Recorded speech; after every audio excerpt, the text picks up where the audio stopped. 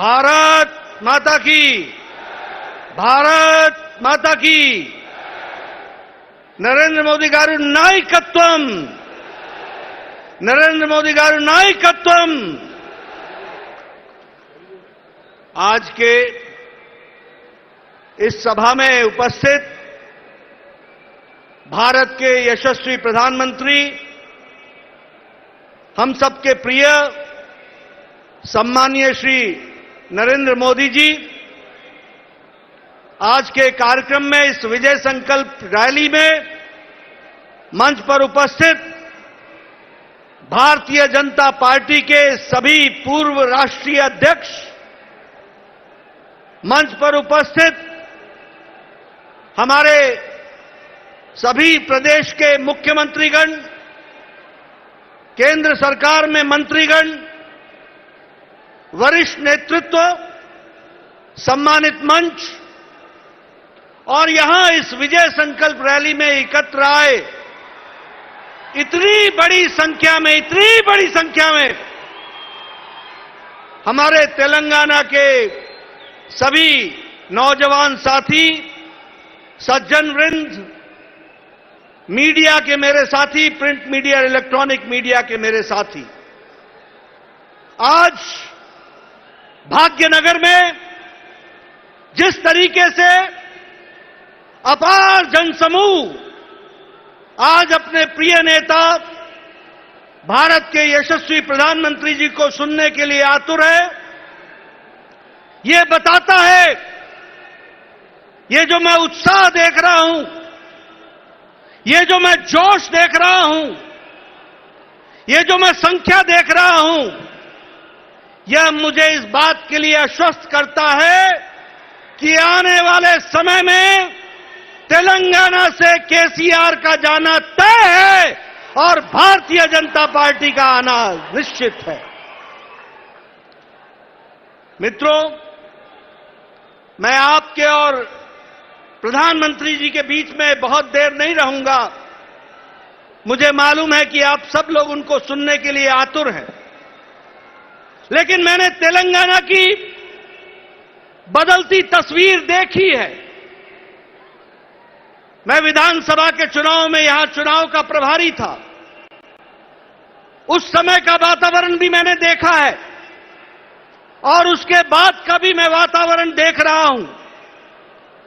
जगह जगह पर जिस तरीके से लोग केसीआर की सरकार से त्रस्त हैं, उनके भ्रष्टाचार से त्रस्त हैं, उनके सरकार के अनाचार से त्रस्त हैं और जिस तरीके से विपक्षी दलों को कुचलने का कुत्सित प्रयास कर रहे हैं, तेलंगाना की जनता, जो बड़ी जागरूक जनता है, उसने तय कर लिया है कि केसीआर को घर बैठाना है और भारतीय जनता पार्टी को लाना है। इस बात को तय कर दिया। मित्रों, मैं यहां ग्रेटर हैदराबाद म्युनिसिपल कॉरपोरेशन के चुनाव में भी आया था।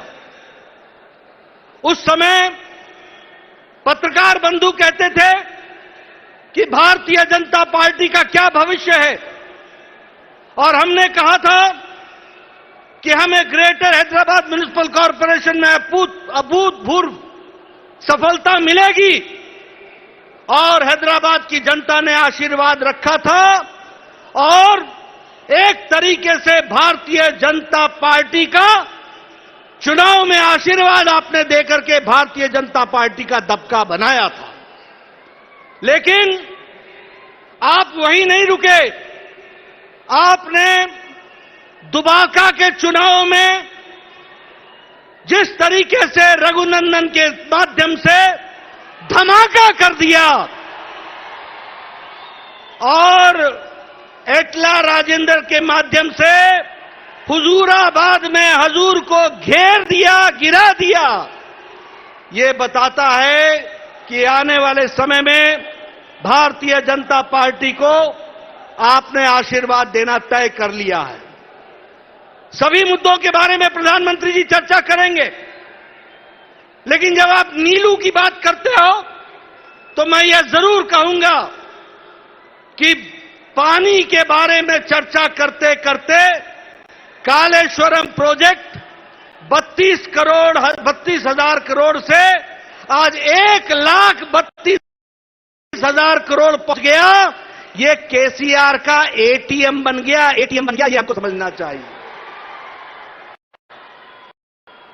भ्रष्टाचार, अनाचार, केंद्र सरकार से पैसा लेकर के यह प्रदेश, जब हम फंड की बात करते हैं, जब हम आर्थिक दृष्टि से बात करते हैं, तो आज यह प्रदेश 4 लाख करोड़ के घाटे में है और यह केसीआर की सरकार का नतीजा है।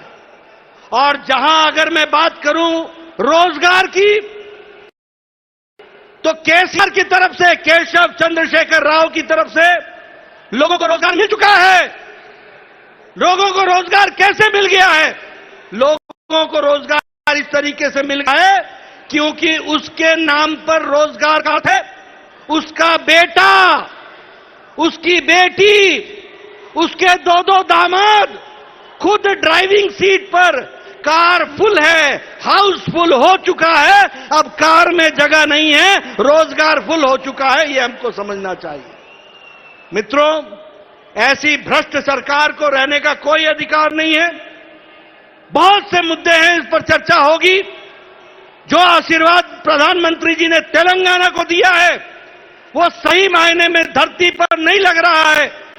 उसमें भ्रष्टाचार हो रहा है, स्कीमों का बदला जा रहा है और इसलिए समय आ गया है कि अब डबल इंजन की सरकार चाहिए, ऊपर मोदी जी की सरकार चाहिए, तो तेलंगाना में भी कमल खिलना चाहिए, कमल खिलना चाहिए, कमल खिलना चाहिए। इसको हमको ध्यान में रखना चाहिए।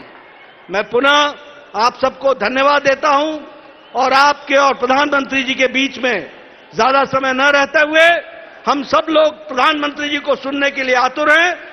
यहीं पर अपनी बात समाप्त करता हूं, इस आशा के साथ कि अगली बार भारतीय जनता पार्टी का कमल खिलेगा। इन्हीं शब्दों के साथ बहुत बहुत धन्यवाद। जय भारत, जय तेलंगाना।